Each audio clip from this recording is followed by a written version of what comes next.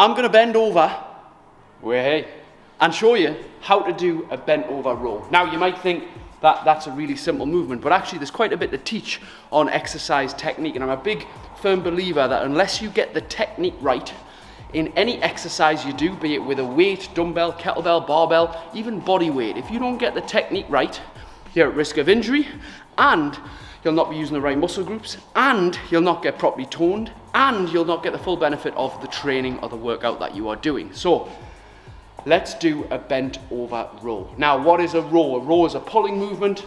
You could do it seated on a machine. You could do it high rowing with a barbell, a kettlebell, or dumbbell or to the top. That would be what we call a high row or a high pull.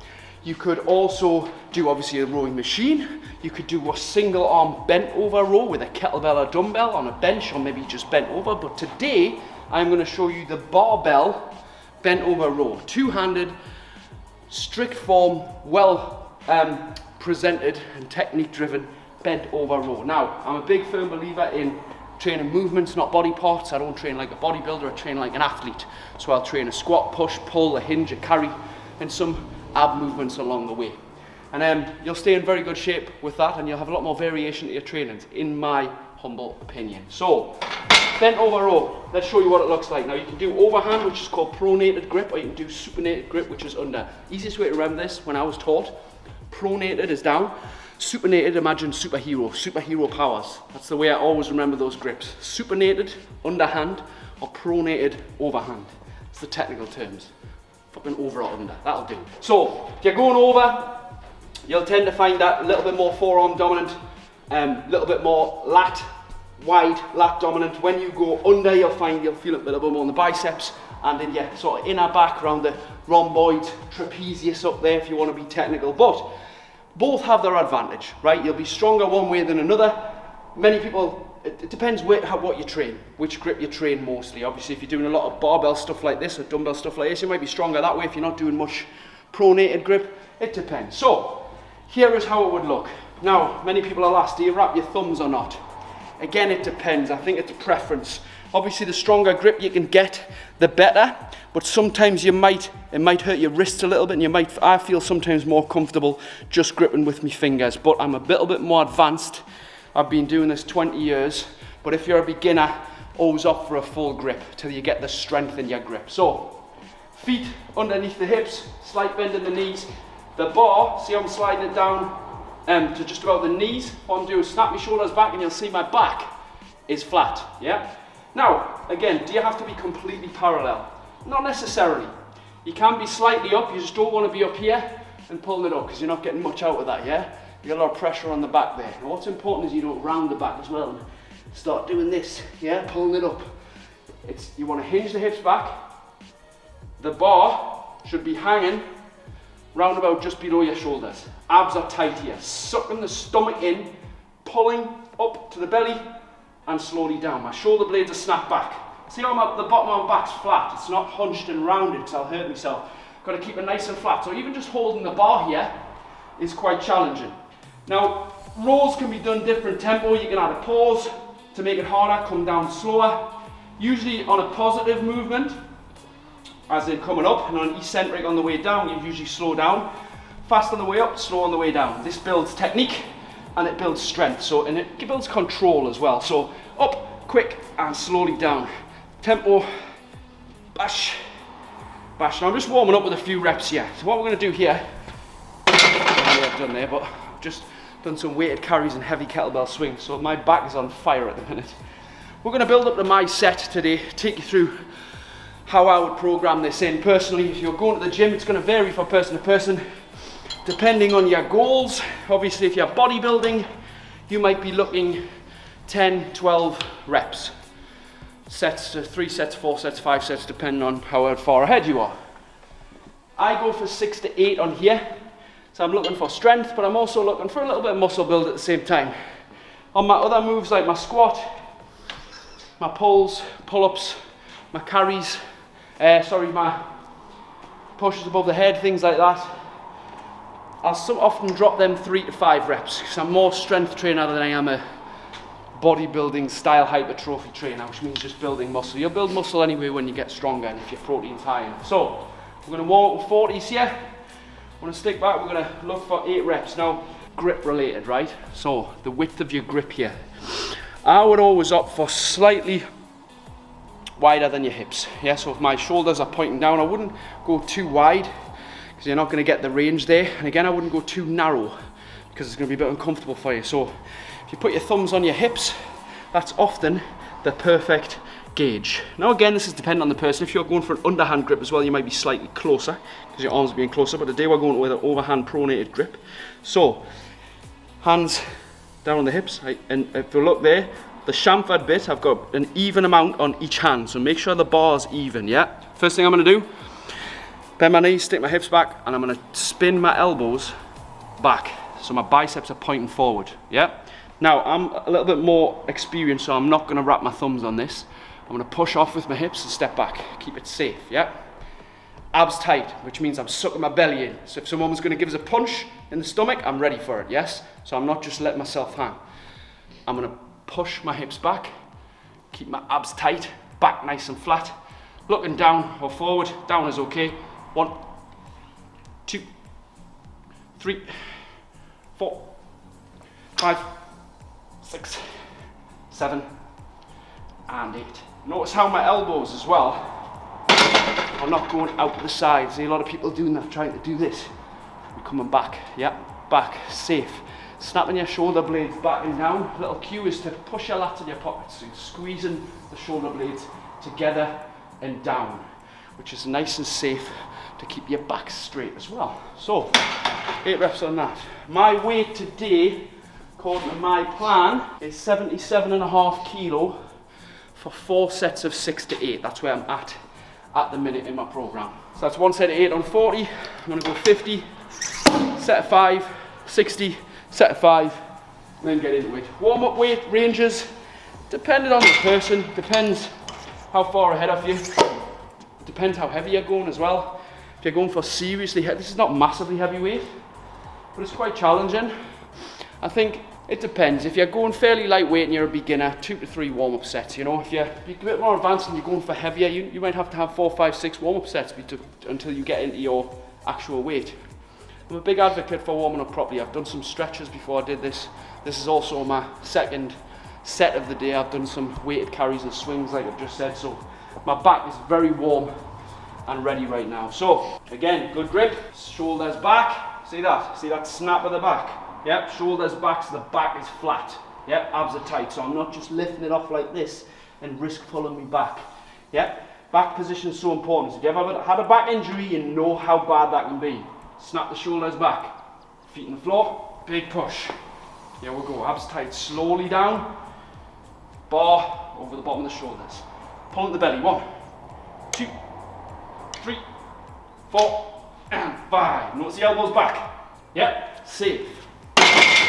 Again, you shouldn't be humping the weight up either. You'll see a lot of people trying to fucking hump the weight.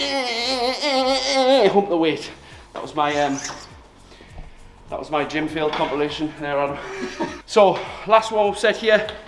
We'll go 62.5 for 5 reps. Final 5, and then we'll stick my weight on, which is 2.5 kilo more than last week. Now, I've been doing bent over row for quite, well, a long time, but in this particular program, which has lasted a good few months now, actually, this one, but I've been changing it up most of the time. Because I train movements, not body parts, so I don't go in and train back. I don't come into the gym and have chest day, that's not me. I'll have a push-pull day, I'll have a squat day, carry day, I'll have a movement-based day, you know. So today we're doing some carries and a push-pull. Yeah, we are, because we're going to do prowler in between, because, I don't know if I told you, but I snapped my ankle 5 months ago. I fractured my ankle and I'm still in the rehab phase, so we're doing some light prowler as a part of a rehab for the ankle to get a stretch in it. So in between these I'll be moving over to the prowler when I get my work set in. So 62.5, last warm-up set, 4 to 5 reps. Should be challenging, but not really, really hard.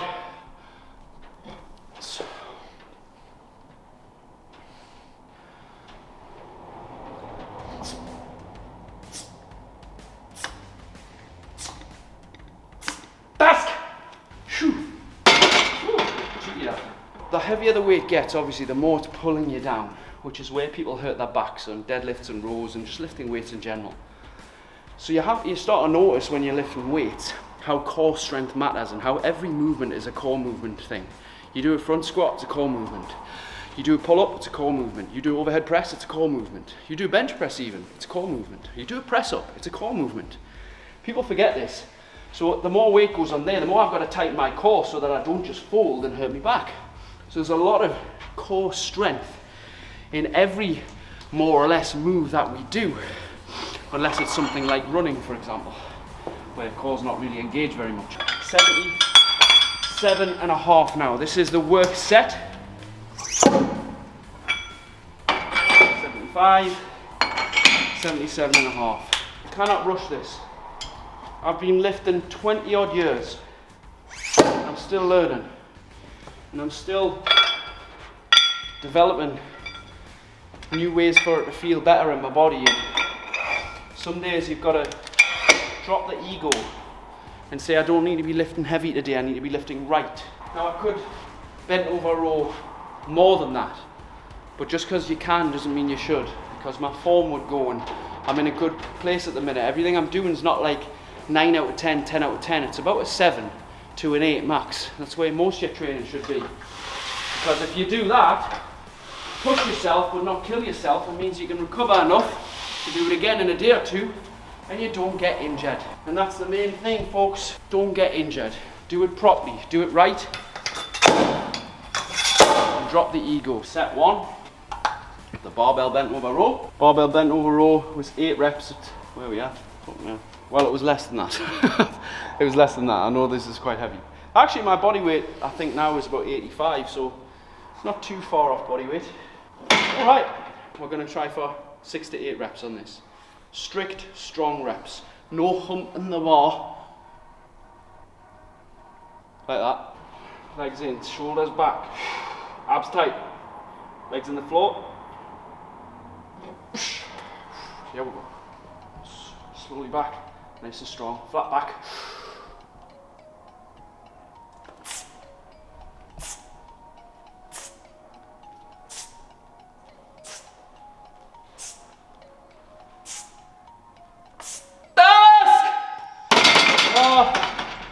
Probably could have done 3 more on there at the most. That's how you know it's a 7.5 to an 8 out of 10, that. Which is a good range. 80 kilo on the prowler. This is light. I've pushed a lot more than this. We're just getting some movement in the ankle here. In between. Just to get some stretching in it.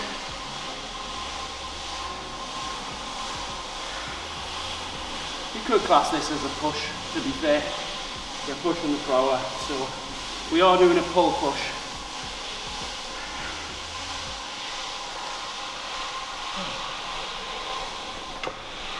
We'll do a 2.5 minute rest in between these sets to make sure your nervous system is fully recovered, and then we'll do that another 3 times. 8 on there and 1 on there. So I will do this another 3 times. Promise I will, because what we'll do is film it and speed it up super duper fast, because it'd be a bit boring just hanging around for 2.5 minutes after the next 3 sets. But your rest periods when you're lifting heavy are important. The heavier you lift, the more rest you need. You see people in the Olympics when they're doing obviously extreme weight, they take like sometimes 10 to 15 minutes rest in between a rep because it's so excruciating on the nervous system. Now obviously me and you are not in the Olympics or anywhere near that, but when you're doing things that are challenging your body, haven't done very much there, but I feel tired and fatigued just off what I've done already. Body needs a couple of minutes rest before it's ready to go for the next set so that you don't get hurt mostly, and so you can perform on the next set as well. So don't neglect your rest and watch what you're doing with your technique.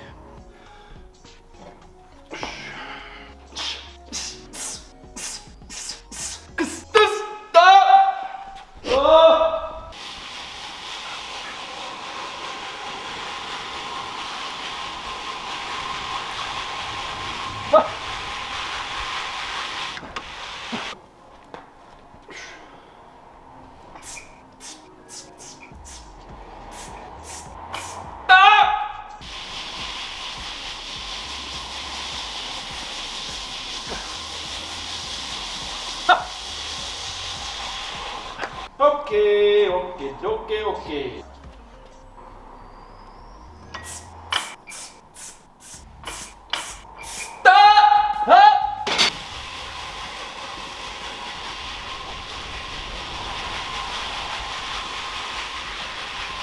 Oh, there we go. That's a wrap. After 3 big sets on the carries and swing and 4 big sets on the row and prowler, we're done. A carry, hinge, a pull and a push, all in one training of movements. Remember, technique matters. Intensity will come. You see all these flash things on Instagram and on Facebook and YouTube, and you see all usually the highlight parts of sometimes people's 20-year journey. In order to get well and look good and look flashy and look impressive, you need to first get your technique right. That means lowering your ego a little bit, taking things a bit slower, a bit lighter, and being okay with maybe being the weakest or the slowest for a short period of time. It doesn't take much to get results. It doesn't take much to feel like you're making progress. But stop comparing your day 1 with somebody else's day 7,050. Because that's not a way to progress. You're on your journey. You do you well, one day at a time, one lift at a time, one move at a time, one fucking rep at a time. See you on the next one. If you'd like to learn how to create outstanding levels of energy, motivation, and self-control, my second book, Supercharged, the modern day guide to doing exactly that, is out now.